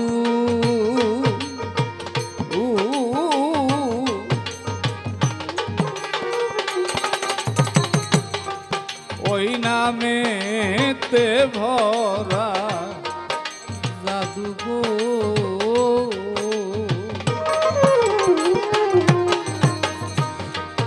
দয়াল নামে আমার এত মধু,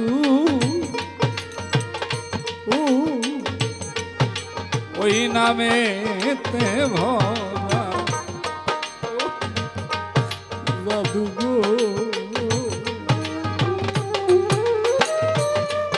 ভবে যত ফকির সাধু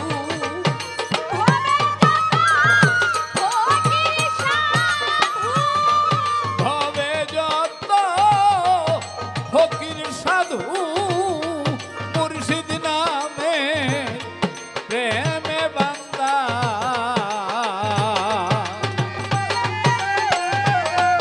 আমার মুর্শিদ আমার কাছে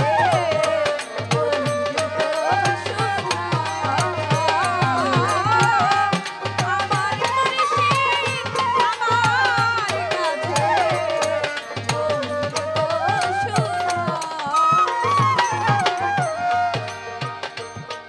যে যারে ভজনা করে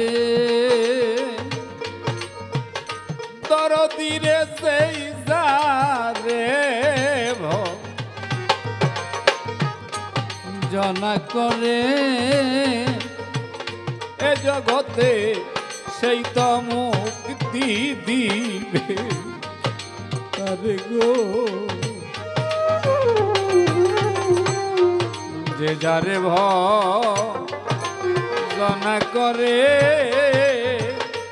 জগতে সেই যারে ভজনা করে ও দরদি সেই তো মুক্তি দিবে আরে গো ভয় পায় না কুল পাথারে ভয়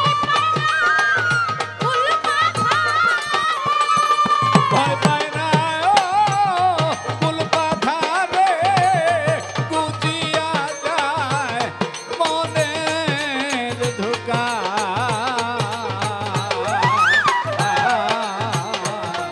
আমার মুর্শিদ আমার কাছে আমার ভক্ত আমার কাছে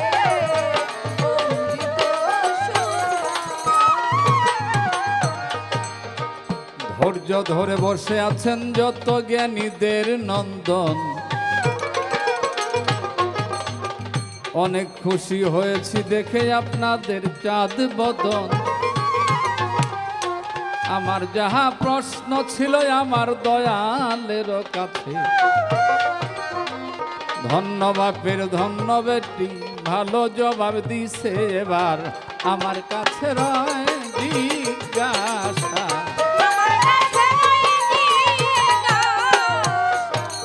আমার যা প্রশ্ন ছিল অত্যন্ত চমৎকার করে জবাব করে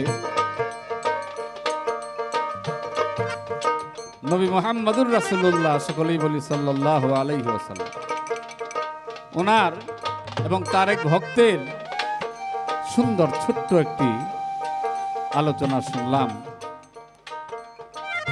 জ্ঞানী লিখেছেন প্রীতিহীন ধর্ম লক্ষ্যহীন কর্ম এই দুটোটাই মূল্যহীন। যে ইবাদতের মধ্যে প্রীতি নেই, আত্মনিবেদন নেই, প্রেম নেই, ভাব নেই, আল ইশকু কুল্লু ইবাদাতিন সমস্ত ইবাদতের মূল হচ্ছে ইশক, ভাব, প্রেম। তো যে ইবাদত প্রেমহীন সেটা গানই হোক, কোরআন তেলাওয়াতি হোক, নামাজ রোজা হজ যাকাতি হোক, যেখানে আত্মনিবেদন নাই সে ইবাদতের কোনো গ্রহণযোগ্যতা মাওলার কাছে নেই এবং মুর্শিদের কাছেও নেই। আপনার আলোচনায় বুঝলাম ওই সাহাবীর আত্মনিবেদনটা যখন বুঝলো, ওই সাহাবী বলেছিল, হুজুর আমি তো আল্লাহকে দেখি নাই, আপনি আমাকে নামাজ পড়তে বলেছেন, আপনি আমাকে কালেমা পড়াইছেন, আপনি ইবাদতের বিধি বিধানগুলো আমাকে জানাইছেন, আল্লাহ কবুল করলো না করলো এতে আমার বিন্দু পরিমাণ দুঃখ নেই, দরদি গো আপনি একবার কবুল করে নিন। ভক্ত যদি মুর্শিদের কাছে এরকম করে যায়, মুর্শিদ তখন বুঝে মুর্শিদের মনের হালটা কেমন হয়। তো আমার হুজুর কবুল করে নিলেন, আর সঙ্গে সঙ্গে জিব্রাইল এসে সংবাদ দিলেন আপনার এই সাহাবার সমস্ত ইবাদত কবুল হয়েছে। এই আলোচনাটার মূল ভিত্তিটা হচ্ছে আত্মনিবেদন। দরদি কোরআন থেকে প্রমাণ দিয়েছেন বাইয়াত নিতে হবে। ইন্নাল্লাযীনা ইউবাদদিউনাকা ইন্নামা ইউবাদদিউনাল্লাহা ইয়াদউল্লাহি ফাওকা আইদিহিম। বাহ, চমৎকার। এবার আমারে বলে আপনিও কিছু বলবেন, আপনিও জ্ঞানী, আপনার সম্মুখে আমার কোনো জ্ঞান নেই। সাধক বলেছেন আগে পাড়ের রাস্তা খুঁজো, দিন থাকিতে গুরু ভজ, জ্ঞান থাকিতে পাগল সাজো, চোখ থাকতে হয় অন্ধা। এই পৃথিবীর কোন সার্টিফিকেট মুর্শিদের কাছে মূল্য নেই। কাজেই আমার কোনো জ্ঞান নেই, আমার জ্ঞানের উৎস আপনি। মুর্শিদ হইলেন জ্ঞানের দাতা,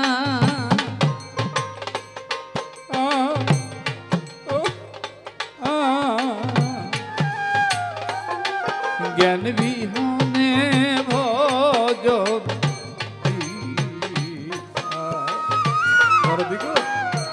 আমার কোনো জ্ঞান নেই, যত জ্ঞান আপনি আমার জ্ঞানের দাতা, ইহকাল পরকালের জন্য। দরদি এরপরেও আমার কাছে একটি মারাত্মক কথা বলেছেন, যে আমার নবী বলে গেলেন যদি আমার কাছে আসতে হয় মাওলা আলীর যে দরজাটা, সেই দরজা দিয়ে আসতে হবে।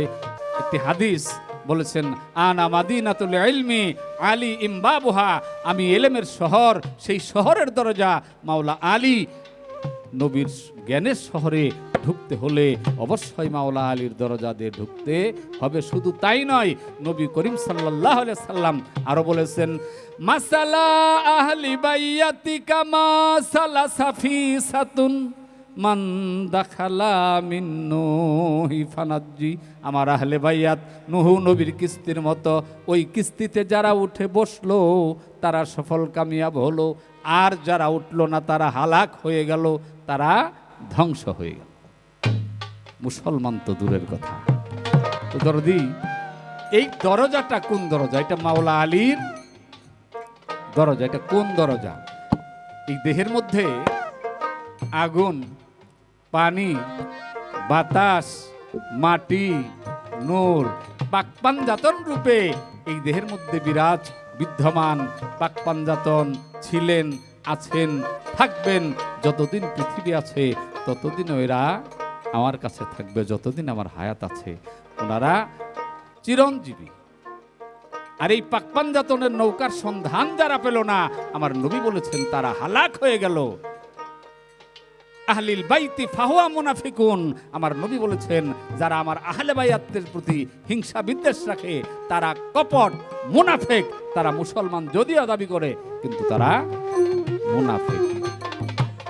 এটা ক্রোধকে দমন করতে হবে। এই দেহের মধ্যে মাওলা আলী আছেন আগুন রূপে। তো একা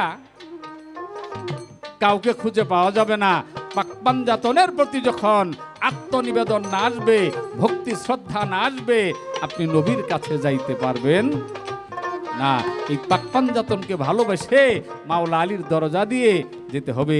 এই দরজাটা হলো এই যে একটি হাদিস বললাম, মাসালা আহলি বাইয়াতিকা মাসালা সাফিসাতুন মান দাখালা মিন নূহি ফানাজ্জি। আমার নবী বলেছেন আহলে বাইয়াত আমার নূহ নবীর কিস্তির মতো। এই আহলে বাইয়াতের অনুসারী যারা, আহলে বাইয়াতের নূর প্রাপ্ত যারা, আহলে বাইয়াতের পতাকা তোলে যারা আশ্রয় নিয়েছে, যারা আশ্রয় পেয়েছে, মাগো তাদের অনুসরণ করলে মাওলা আলীর দরজা পাওয়া যাবে, আর নচেত এই দরজা পাওয়া সম্ভব না, পাওয়া যাবে না।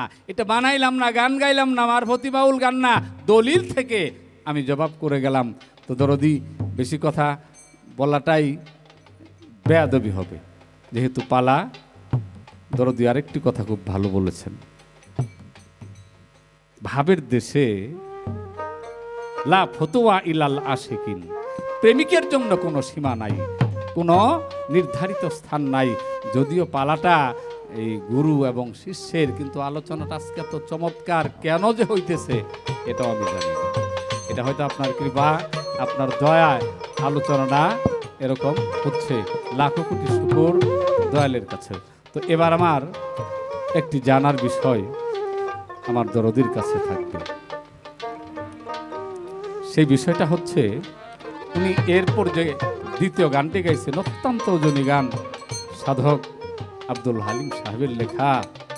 এই গানটির মধ্যে একটি কলি শুনলাম, মাওলাজি দিয়েছেন বাক্স, সঙ্গে দিছে তালা চাবি, ও তুই সময় মতো খুলতে পারলে রূপের একটা মানুষ দেখবি বা পাবি।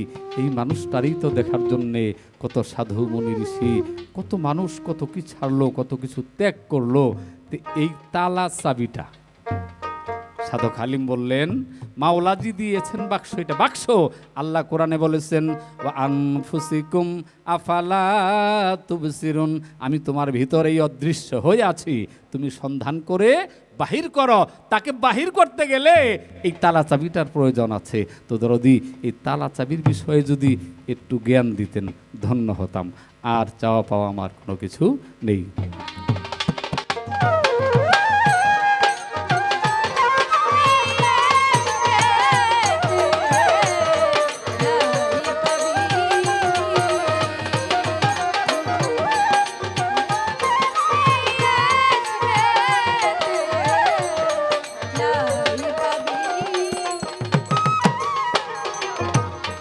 আর কোনো ধন নাই ভরসা,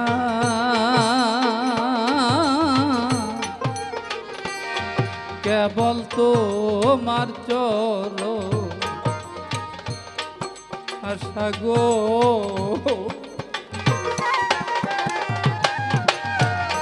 দয়া আর কোনো নাই ভরসা, দরদি আমার আর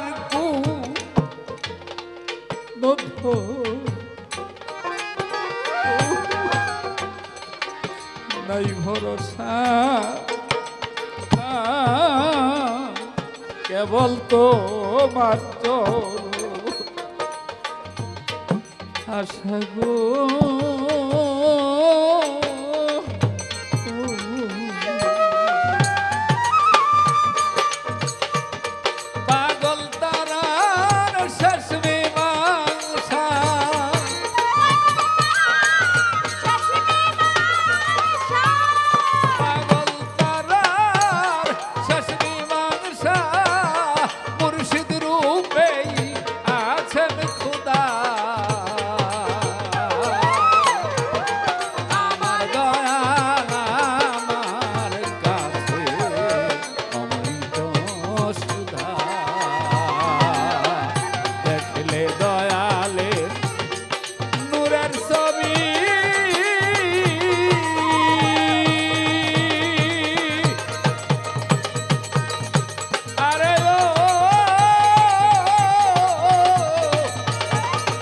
ভক্তের দূর হয়ে যায় ভব খুদা,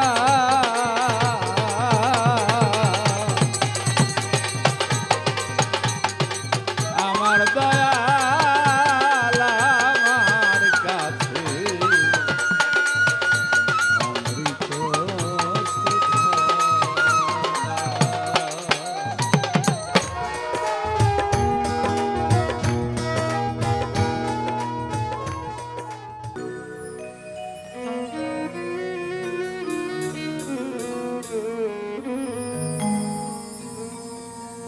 ধন্যবাদ আমার ভক্ত পাগল তারা, চমৎকারভাবে তার একটি গান এবং সাথে আমি যে প্রশ্ন করেছিলাম, আমি আগেই বলেছি এই প্রশ্ন কিন্তু কোনো শিষ্যের জন্যে নয়, এটা ভক্তের জন্যই ছিল।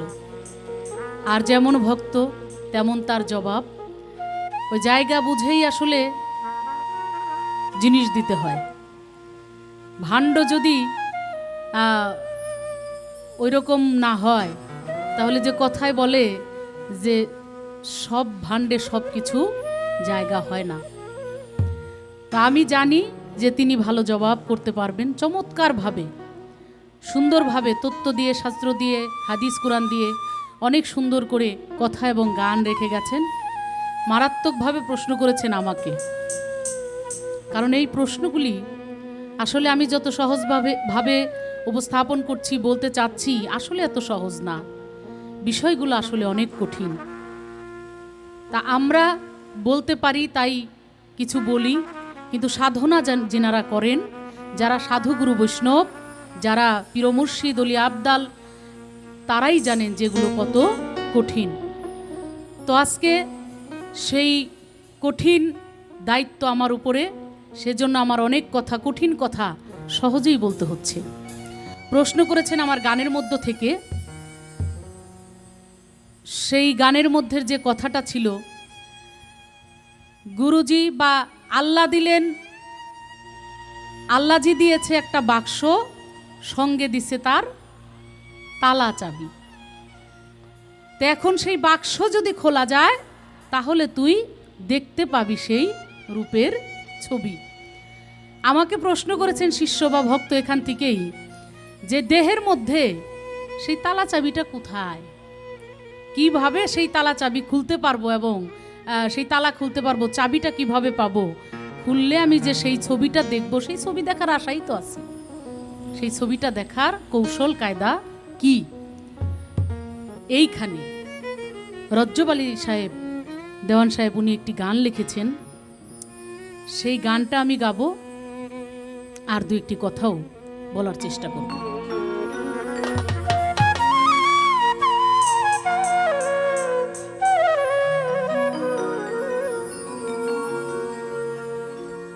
ও তার সুগন্ধে হয় মনে মুগ্ধময়,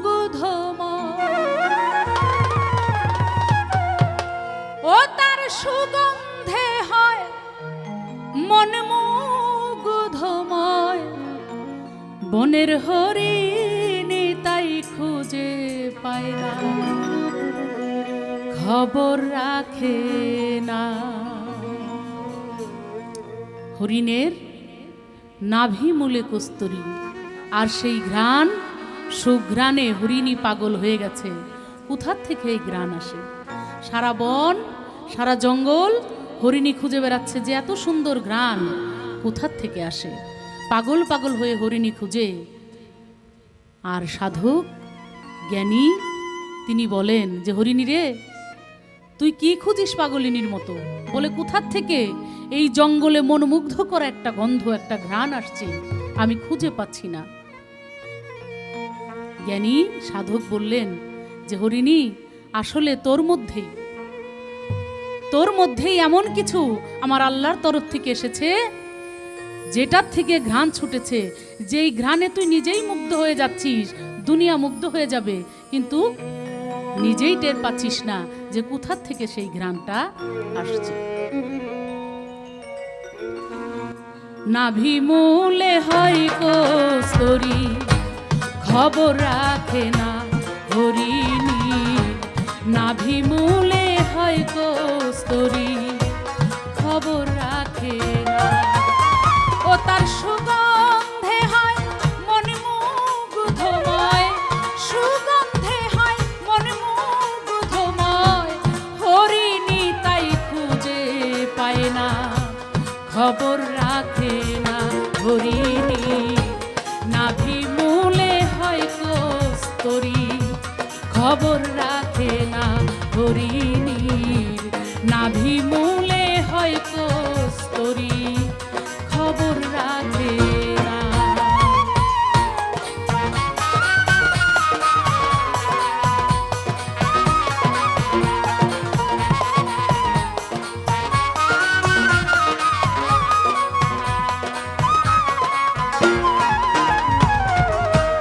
অজ্ঞানীর হয় তেমনি কাণ্ড, ও সে চিনে না নিজের দেহ ভাণ্ড। অজ্ঞানীর হয় তেমনি কাণ্ড, বাবারে, চিনে না নিজের দেহ ভাণ্ড, ক্ষুদ্র নয় বৃহৎ ব্রহ্মাণ্ড। এই দেহ ক্ষুদ্র নয় বৃহৎ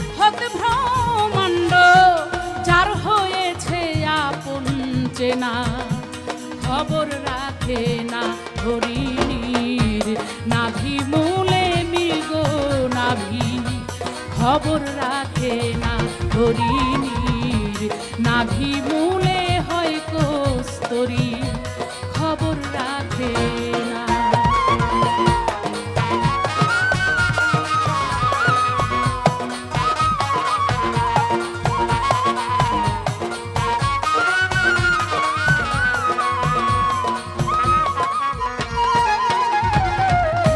যা আছে ব্রহ্মাণ্ডে তা আছে তোমার এই দেহ ভাণ্ডে। তুমি দূরে কি খুঁজো, ঢাকা দিল্লি কি হাতরে বেড়াও, লালন সাইজি বলেছেন তোমার আপন ঘরে আপন কাছে অতি নিকটেই তোমার সে বস্তু আছে, কিন্তু তুমি জানো না, তুমি চিনো না। তোমার জানতে হলে চিনতে হলে সেই চাবি পাইতে হলে সাধকগণ বলেছেন হুশদারে দম নিগাবর কদম সফর দরতন খেলান দারানাম জুমান মুআয়না মুফাশশিকা মুরাকাবা মুশাহেদা ফানাফিস শায়েখ ফানাফির রাসূল ফানাফিল্লা বাকাবিল্লা। একবার যদি ইবাদত বন্দেগী করতে করতে তুমি সেই জাতের সাথে মিশতে পারো, তুমি তার সাথে মিশতে পারো, 1 যোগ 1 না হয়ে 1 যোগ 1 সমান সমান 2 হয় সাধারণ ভাষায়, 1 যোগ 1 সমান সমান 2, কিন্তু সাধকগণ বলে যে না, তুমি যখন 1-এর সাথে 1 যোগ করে সমান সমান 1 হয়ে যেতে পারবে, তাহলেই তুমি সেই চাবি খুঁজে পাবে।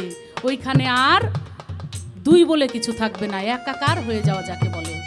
তাই কবি লিখেছেন অজ্ঞানীর হয় তেমনি কাণ্ড, চিনে না নিজের দেহ ভাণ্ড, এই ভাণ্ড ক্ষুদ্র নয় বৃহৎ ব্রহ্মাণ্ড, যার হয়েছে আপন চেনা খবর রাখে না। নাভি মূলে দিয়ে চাবি লুকালেন সাই আপন ছবি, নাভি মূলে দিয়ে চাবি লুকালেন সাই আপন ছবি, কল্পরুহু আখফা খফি, কল্পরুহু আখফা খফি, নাসুত পুরে আনা জানা, খবর রাখে না হরিণীর, নাভি মূলে হয় কস্তরী, খবর রাখে না হরিণীর।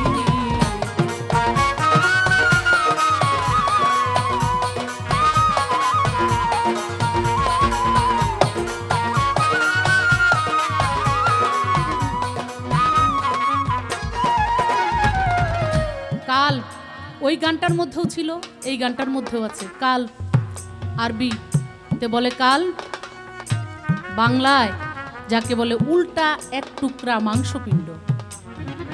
এই উল্টা এক টুকরা মাংসপিণ্ড যেইখানে তুমি সাধনা করতে করতে করতে করতে ওই জায়গায় যদি যেতে পারো, ছোট্ট একটা পেয়ালার মধ্যে পানি রেখে এই পৃথিবীর চাইতেও বহু বহু বহু গুণ আকারে বড় হলো সূর্য, কিন্তু বাবা ছোট্ট একটা পেয়ালার মধ্যে পানি রাখলে ওই সূর্যের ছবি ওটার মধ্যে উঠানো যায়, যায় না? তেমনি ওই যে বলেছি এই দেহ ক্ষুদ্র নয় বৃহৎ ব্রহ্মাণ্ড, যার হয়েছে আপন চেনা। এই দেহের মধ্যে সেই উল্টা এক টুকরা মাংসপিণ্ড, ওইখানে একটা ইরফানি আয়না আছে, যেই আয়নাকে যদি একবার পরিষ্কার করা যায়, ওই আয়নার মধ্যে এই ব্রহ্মাণ্ডের ছবি দেখা যায়, এবং যাকে দেখতে চান, যাকে খুঁজছেন, তাকেও দেখা যায়। যদি ফানাফিল্লার দরজায় পৌঁছে বাকা বিল্লা মানে একে একাকার হয়ে যাওয়া যায়, তাহলে ওই উল্টা এক টুকরা মাংসপিণ্ড, ওখানে এই যে নাসুদপুরে আনা জানা, অর্থাৎ এখানে একটা দমের জিকির আছে, আরো অনেক কিছু, যেই জিকির করলে করতে করতে আপনার ওই আয়নাটা পরিষ্কার হবে। আরো অনেক কথা বলা যায় এখানে, আমি বলতে গেলে সাধনার কথা, এই সাধনার কথা বলতে গেলে অনেক অনেক ব্যাখ্যা দিতে হবে, কিন্তু যেহেতু আমরা টেলিভিশন চ্যানেলে গান করি তখন আর অনেক বেশি সময় নিয়ে বলা যায় না। তবু আমি কিছু আকার ইঙ্গিতে আপনাকে এবং গানের মাধ্যমে আপনাকে বলার চেষ্টা করলাম। আত্মারূপে সৃষ্টিকর্তা, তার সনে জ্ঞান নাই ইষ্টতা, আত্মারূপে সৃষ্টিকর্তা, পাগল তার সনে জ্ঞান নাই ইষ্টতা, রজ্জবে পায় যথা তথা,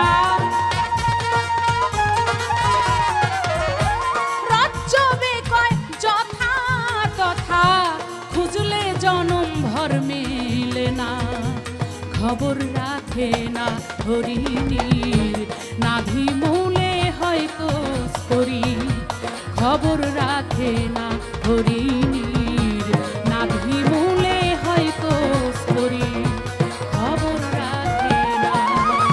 ও তার সুগন্ধে হয় মন মুগ্ধময়, সুগন্ধে হয় মন মুগ্ধময়। হরিণী তাই খুঁজে পায় না। খবর রাখে না হরিণীর, নাভি মূলে হয়তো স্তরী। খবর রাখে না হরিণীর, নাভি মূলে হয়তো স্তরী। খবর রাখে না হরিণীর, নাভি মূলে হয়তো স্তরী। খবর রাখে না।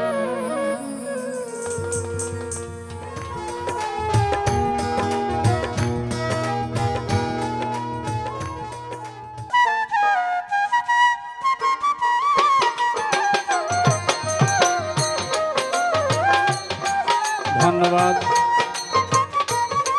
আমার দর্দির কাছে আমার যা প্রশ্ন ছিল অত্যন্ত চমৎকার করে জবাব দিয়েছেন। সময় সম্ভবত আমাদের হাতে আর বেশি নেই, তো দর্দির সাথে জীবনে এই প্রথম বাংলা ভিশনে পালাগানটি গেয়ে নিজেকে খুব ধন্য মনে করছি আমি। আর সময়টা তো তাড়াতাড়ি চলে গেল, এখান থেকে যেতে ইচ্ছে করছে না, তাই আমার মনের ভাব।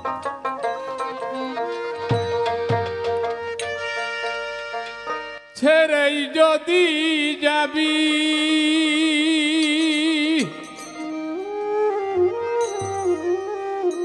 ও দরদি কেন কো ওর লিপিরি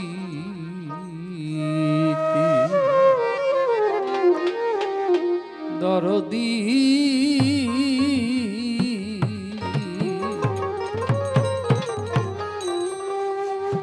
এই কি প্রেমের নীতি তোমার, এই কি প্রেমের নীতি, এই কি প্রেমের নীতি তোমার, এই কি প্রেমের নীতি।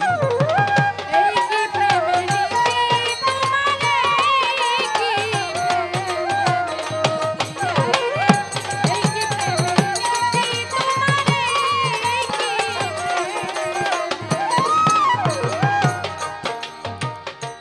একা ছিলাম ভালো ছিলাম, ছিল বড় শান্তি।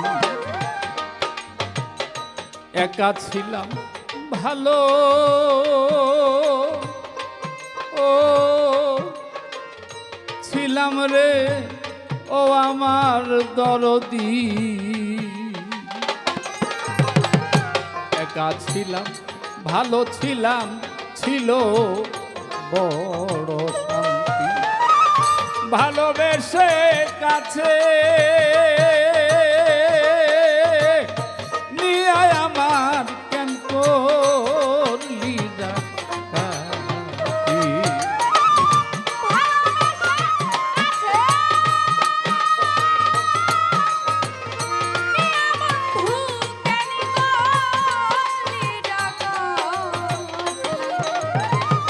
ভালোবেসে কাছে নিয়ে আমার কেন করলি ডাকাতি দরদি।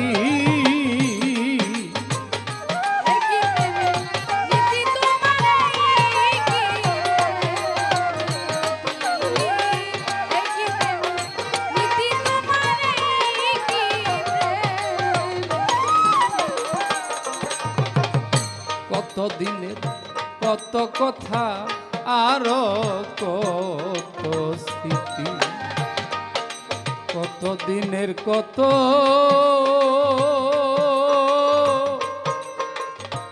ও কথা রে ও আমার দরদি। কত দিনের কত কথা আরো কত স্মৃতি, মনে হইলে ঘুমায়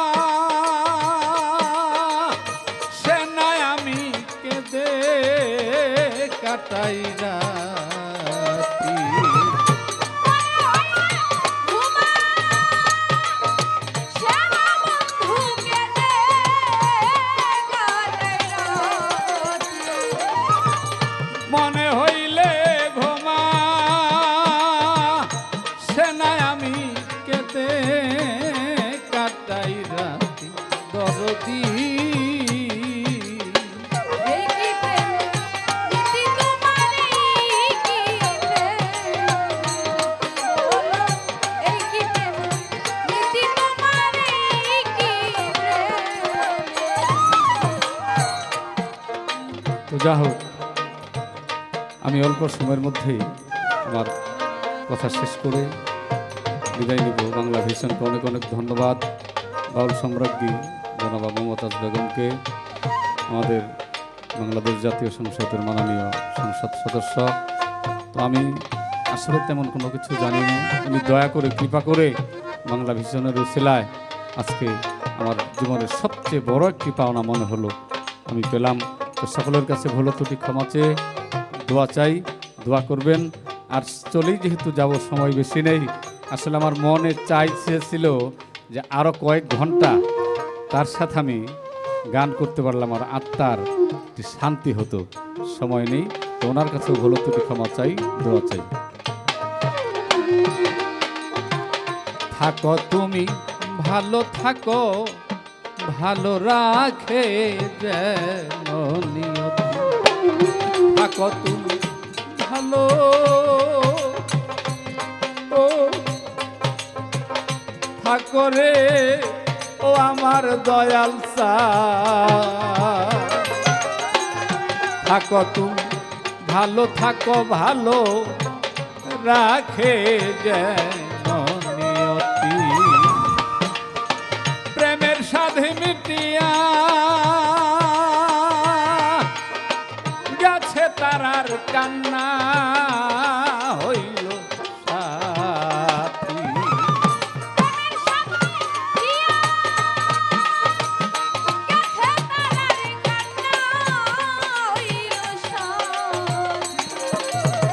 প্রেমের সাধে মিটিয়া গেছে পাগল তারার কান্না হইল সাথী। দরদি এই কি প্রেমের নীতি তোমার, এই কি প্রেমের নীতি, এই কি প্রেমের নীতি তোমার, এই কি প্রেমের নীতি, এই কি প্রেমের নীতি তোমার,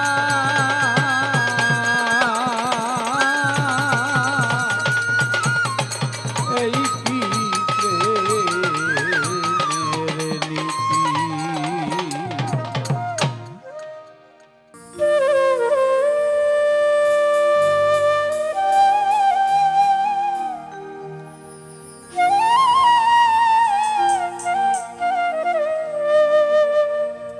সুন্দর আমার ভক্তের পক্ষে আজকে যিনি সুন্দর গান পরিবেশন করছিলেন, মুগ্ধ হয়ে তার বিচ্ছেদ গানটি শুনছিলাম। ছেড়েই যদি যাবি রে বন্ধু, কেন করলি প্রীতি, এই কি প্রেমের রীতি, বন্ধু এই কি প্রেমের নীতি। সুন্দর একটি বিচ্ছেদ গান, এবং শেষ করেছেন তিনি তার বিচ্ছেদ গান দিয়ে। প্রশ্ন কোনো রাখেননি আর, সেজন্য আমি আর পালার প্রশ্ন উত্তরে যাই না। আমিও একটি বিচ্ছেদ গান, একটি মুর্শিদি গান, বহু পুরনো একটি দয়াল গান দিয়ে আমি শেষ করব। গানে গানেই শেষ করব। তার আগে বিদায় নিয়ে নিচ্ছি আপনাদের কাছ থেকে। আর আমাদের সাথে পাগল তারার সাথে যারা আজকে যন্ত্রশিল্পী হিসেবে ছিলেন, আমি তাদের একটু পরিচয় করিয়ে দিই আপনাদের কাছে। আমি ডান পাশ থেকে পাগল তারার সাথে যিনি ঢোল বাজিয়েছেন তার নাম রাজন, পাশেই মন্দিরাতে আছে সাইফুল, আনন্দ রয়েছে দুতারায়, এবং বাঁশিতে আছে ইসরাফিল, শরীফুল আছে হারমোনিয়ামে, এবং পারকেশন নিয়ে দোহারি করেছেন নুরি পাগলি। পাগল তারার সাথে তারা আজকে সহযোগিতা ছিলেন। আমার সাথে যারা রয়েছেন, ঢোলে আছেন আমাদের স্বপন, প্যাডে পারকেশনে আছে আমাদের উজ্জ্বল, আর সুশান্ত রয়েছে ড্রাম প্যাডে, বাঁশিতে আছে আমাদের শহীদ, মাখন রয়েছে হারমোনিয়াম এবং ভায়োলিনে বেহালায়, আর কিবোর্ডে আছে বিনোদ। আমি সবাইকে অসংখ্য ধন্যবাদ জানাই। এই মুহূর্তে আমার সামনে যারা আছেন, এতক্ষণ যারা আমাদের সাথে ছিলেন, আমি তাদেরকে অসংখ্য ধন্যবাদ জানাচ্ছি। বাংলা ভিশনকে আন্তরিক শুভেচ্ছা জানাই। এই সুযোগটি, পালাগান গাওয়ার সুযোগ, সময় আমার এমনিতেই হয় না। আমাদের দেশের প্রদীপ এই পাগল তারার মতো বাউলরা দেশে গ্রামগঞ্জে ঘুরে ঘুরে এই বাউল গানকে, এই পালা গানকে তারা বাঁচিয়ে রেখেছেন, তাদের প্রতি আমার শ্রদ্ধা। আমি হয়তো সময় সুযোগ পাই না, মাঝে মাঝে দু একটি পালা টেলিভিশনের মাধ্যমে গাওয়ার চেষ্টা করি, এবং সেই সুযোগ বাংলা ভিশন আমাকে করে দিয়েছে বলে আমি বাংলা ভিশনের সকল কর্মকর্তা যারা রয়েছেন, এর পিছনে যারা কাজ করছেন, আমি সবাইকে আন্তরিক ধন্যবাদ এবং শুভেচ্ছা জানাই। শুভেচ্ছা জানাই আমার সামনে যারা ক্যামেরায় আছেন এবং কলাকৌশলী যারা রয়েছেন, আমি সবাইকে আন্তরিক ধন্যবাদ। সাউন্ডে যারা আছেন, আমি সবাইকে আন্তরিক ধন্যবাদ এবং শুভেচ্ছা জানিয়ে আমি আমার পালা শেষ পর্যায়ে এসে, আমি জানি না পালাটি কেমন লাগবে আপনাদের কাছে, তবে গুরুভক্ত যারা, আধ্যাত্মিক জগতের মানুষ যারা যারা এই পীর মুর্শিদের লাইনটাকে ভালোবাসেন, তাদের কাছে আমার মনে হয় একটু হলেও আত্মার খোরাক হবে।